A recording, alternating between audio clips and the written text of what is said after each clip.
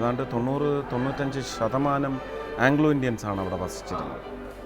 Christmas ഇന്ത്യയിൽ മറ്റൊരു ഭാഗത്തും ഇത്രയും തീവ്രമായി ആഘോഷിക്കുമെന്ന് എനിക്ക് തോന്നുന്നില്ല, ഞാൻ കണ്ടിട്ടുമില്ല.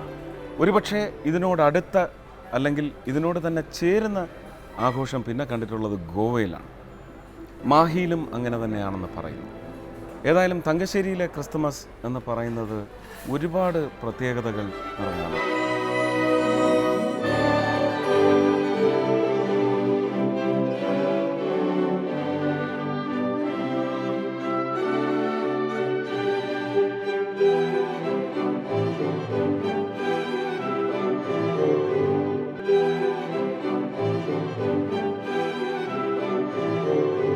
തങ്കശ്ശേരിയിലെ ക്രിസ്മസിനെ കുറിച്ച് പറയുമ്പോഴാണ് ഒരു ഇൻസിഡൻറ്റ് എനിക്ക് ഓർമ്മ വരുന്നത്.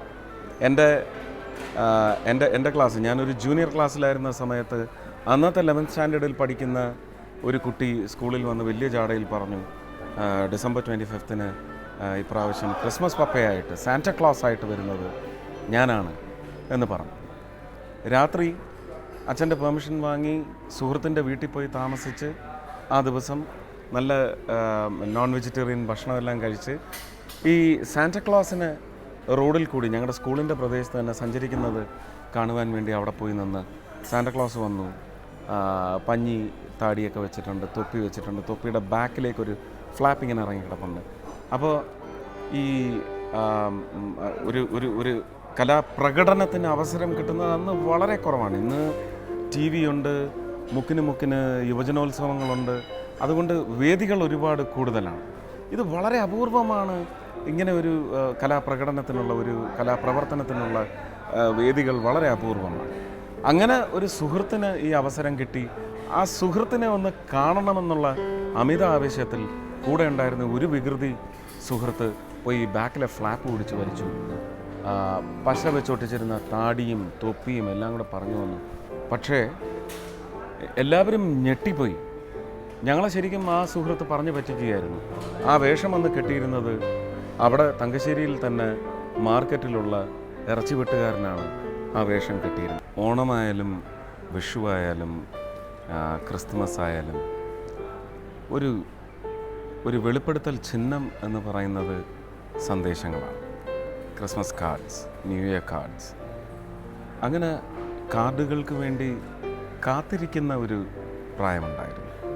ഒരുപക്ഷെ അങ്ങനെ ഒരു സുഹൃത്തിന് ഒരു കാർഡ് അയക്കാനുള്ള പ്രായമായില്ല, അയക്കാനുള്ള കെൽപ്പായില്ല എന്ന് പറയുന്ന അവസ്ഥയിൽ ആ സുഹൃത്ത് ഒരു കാർഡ് അയക്കുമായിരിക്കും എന്ന് പറഞ്ഞ് എന്നും അച്ഛന് വരുന്ന പോസ്റ്റ് ബോക്സിൽ എൻ്റെ പേരിലൊരു കാർഡുണ്ടാവും എന്ന് പറഞ്ഞ് ആഗ്രഹിച്ച് കൊതിച്ചിരിക്കുന്ന ഒരു കാലം ഉണ്ടാവും. അതിൽ നിന്ന് മാറി ടീച്ചേഴ്സ്, സ്കൂളിൽ പഠിപ്പിച്ചിരുന്ന ടീച്ചേഴ്സ് പലരും പെറ്റ് ചെയ്തിരുന്ന ഒരുപാട് ടീച്ചേഴ്സ് കാർഡ് അയച്ചിട്ടുണ്ട്. അതൊക്കെ വലിയൊരു നിധി പോലെയാണ് കാത്തു സൂക്ഷിച്ചിട്ടുള്ളത്. വളരെ അടുത്ത സുഹൃത്തുക്കൾ കോളേജിലൊക്കെ എത്തിയപ്പോഴേക്കും അയക്കുന്ന കാർഡുകളെന്ന് പറയുന്നത് എത്ര കോടി കൊടുത്താലും നമുക്കത്, കോടി തന്നാലും നമുക്കത് ആർക്കെങ്കിലും ഒന്ന് പങ്കുവെക്കാനോ കൊടുക്കുവാനോ തോന്നത്തില്ല. അത്രയ്ക്ക് വിലമതിക്കാനാവാത്ത ഒരു ഉപഹാരമായിട്ടാണ് അത് സൂക്ഷിച്ചിരുന്നത്. എൻ്റെ ഒരു 10-15 വർഷം മുമ്പ് വരെയും നല്ല ഒരു അടുക്ക് കെട്ട് നിറയെ ഒരുപാട് സുഹൃത്തുക്കൾ അയച്ച് കാർഡ്സ് അയച്ചു തരുന്നത് ഞാൻ ഇപ്പോഴും ഇപ്പോൾ ഉണ്ടാവില്ല, ഒരു 10-15 വർഷം മുമ്പ് വരെയും കാത്തു സൂക്ഷിച്ചിട്ടുണ്ട്.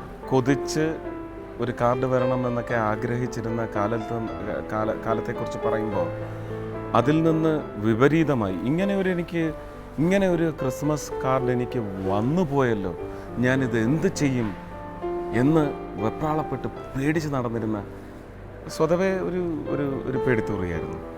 അതുകൊണ്ട് തന്നെ അങ്ങനെ ഒരു കാർഡ് വന്നപ്പോഴേക്കും ഞാനിത് എന്ത് ചെയ്യും, എവിടെ മറച്ചു വയ്ക്കും, ഇതാരും കാണരുത് എന്ന് പറഞ്ഞ് അങ്ങനെ ഭയപ്പെടുത്തുന്ന ഒരു ക്രിസ്മസ് കാർഡ് എനിക്ക് വന്നിട്ടുണ്ട്.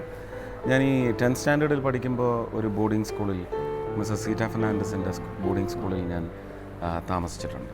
ആ സമയത്ത് സീറ്റ മിസ്സിൻ്റെ മകൾ മെറീറ്റയുടെ ബർത്ത്ഡേക്ക് അവിടെ അന്ന് അവർക്ക് ഒരുപാട് ഡാൻസും കാര്യങ്ങളൊക്കെ ഉണ്ടാവും. ഞാൻ സ്വതവേ ഒരു ഇൻട്രോവേർട്ട് ആയിരുന്നതുകൊണ്ട് ഡാൻസ് ഫ്ലോറിലേക്ക് ഇറങ്ങിയിട്ടില്ല, മാറി നിൽക്കുമായിരുന്നു. അന്ന് മെറീറ്റയുടെ ആൺകുട്ടികളും പെൺകുട്ടികളുമായ ഫ്രണ്ട്സ് വന്ന് അവർ ബോൾ റൂം ഡാൻസും അങ്ങനെയുള്ള ഒരുപാട് എൻ്റർടൈൻമെൻറ്റിലേക്ക് കടന്നിരുന്ന സമയത്ത് മാറിയിരുന്നപ്പോൾ ഒരു സുന്ദരിയായ കുട്ടി, പേര് വെളിപ്പെടുത്താൻ എനിക്ക് ബുദ്ധിമുട്ടാണ്, വന്ന് എല്ലാവരും കൂടി, ഞാനൊരു നാണം കുടുങ്ങി ആയതുകൊണ്ട് ആ കുട്ടിയെ ശരിക്കും ഫോഴ്സ് ചെയ്ത് എന്നെ വിളിക്ക്, നമുക്ക് ചമ്മിക്കാം എന്നൊക്കെ പറഞ്ഞിട്ട് എന്നെ മനഃപൂർവ്വം വന്ന് എനിക്ക് കൈ തന്നു ഡാൻസ് ചെയ്യാൻ.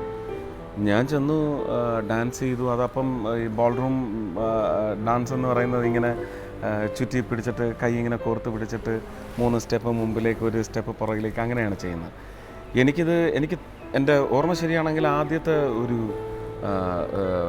സ്ത്രീ സ്പർശനമാണെന്നൊക്കെ പറയാം. അപ്പോൾ അന്നങ്ങനെ ഡാൻസ് ചെയ്തു. അത് കഴിഞ്ഞപ്പോഴേക്കും ഇവരെല്ലാം കൈയടിക്കാൻ തുടങ്ങി, ചിരിക്കാൻ തുടങ്ങി. അത് കഴിഞ്ഞ് ഈ കുട്ടി ആ ക്രിസ്തുമസിന് എനിക്ക് അയച്ച കാർഡ് ഭയങ്കര ഭീതിയാണ് ഉണ്ടാക്കിയത്.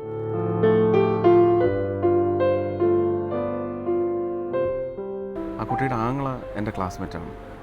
ഭയങ്കര ചട്ടമ്പിയാണ്. ഒന്ന് പറഞ്ഞ് രണ്ടാമത്തതിന് മൂക്കിനാണ് ഇടിക്കുക. ആ കുട്ടിയുടെ പേര് പറയാനും എനിക്ക് ബുദ്ധിമുട്ടാണ്. അവനിൽ